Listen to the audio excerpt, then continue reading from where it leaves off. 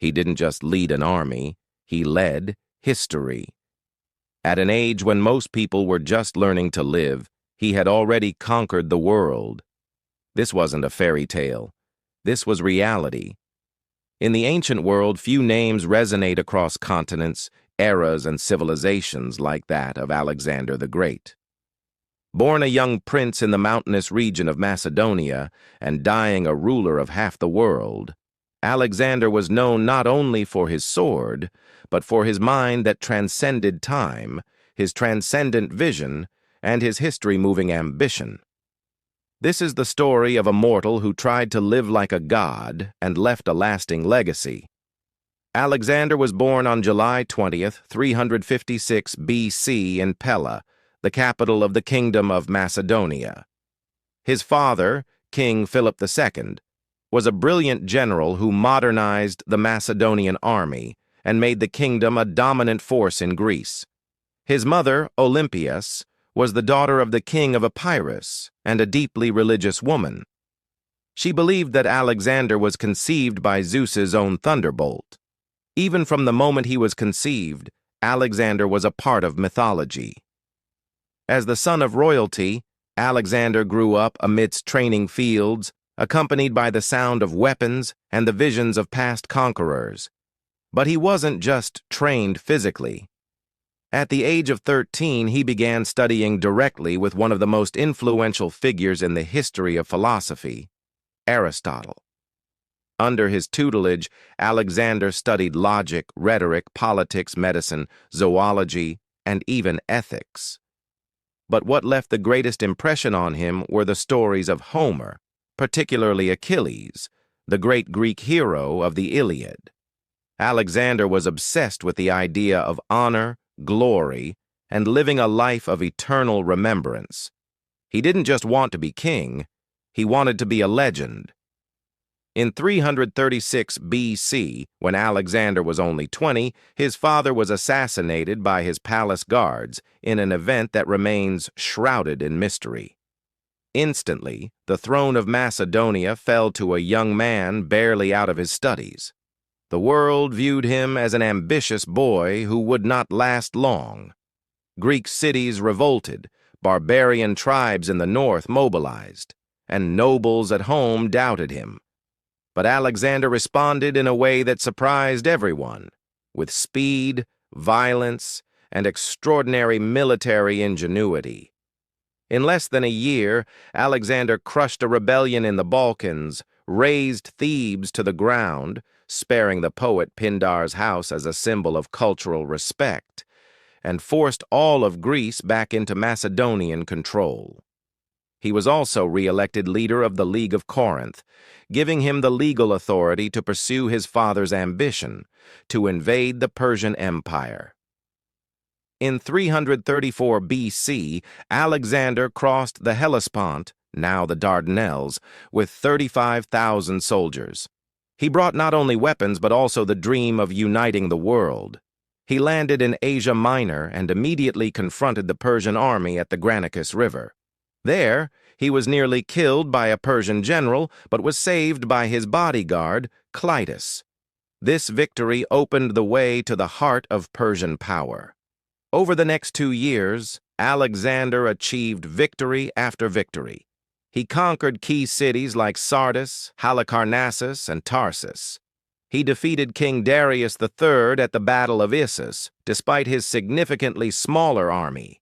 He then besieged Tyre for 7 months and built a sea route to reach it, a pinnacle of ancient military engineering.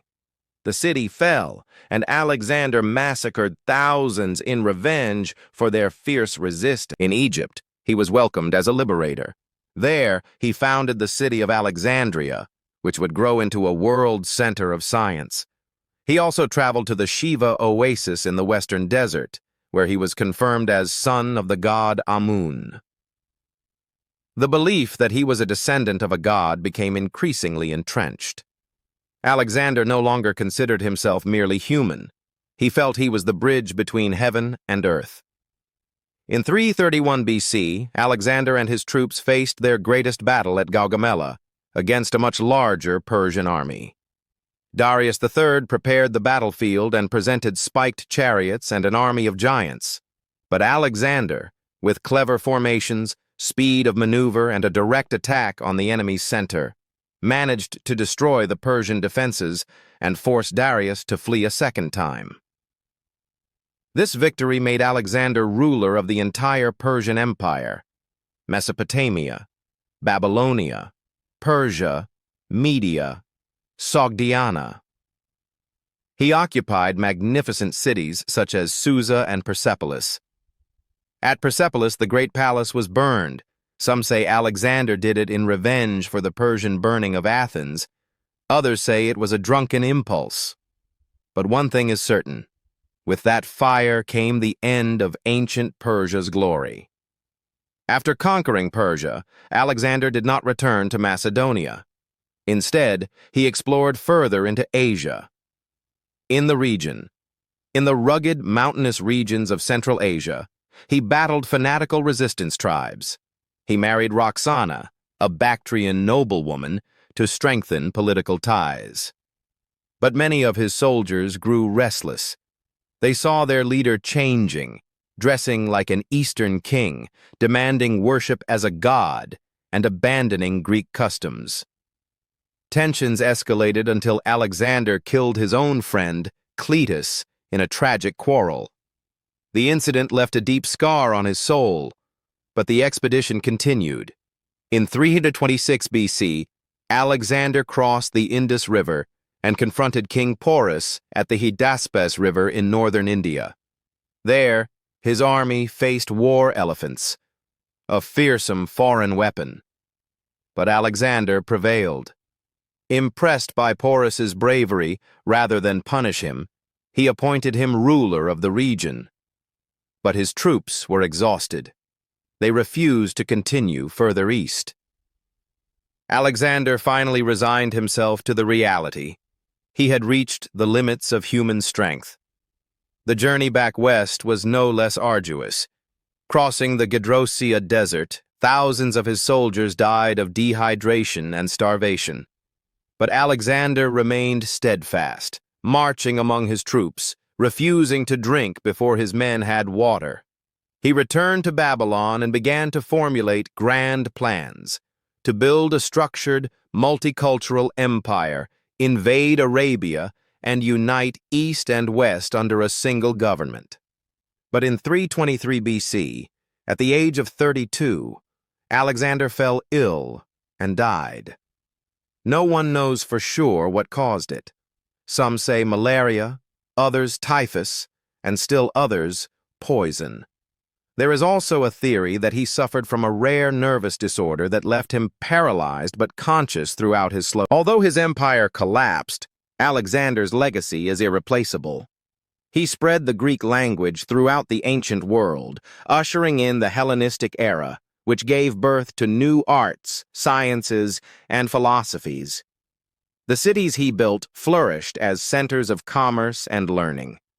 Greek culture blended with Egyptian, Persian, and Indian cultures, creating a new, more cosmopolitan world.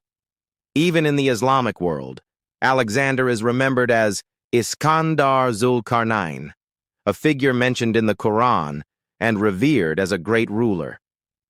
Alexander is a hero, a philosopher, a conqueror, and a myth. He was a man who wanted to transcend his own limits, to be remembered forever, and in many ways, he succeeded. His name is carved in stone, immortalized in legend, and memorialized by history. Alexander the Great was not just a king who conquered the world. He is a symbol of the power of human will to change the world.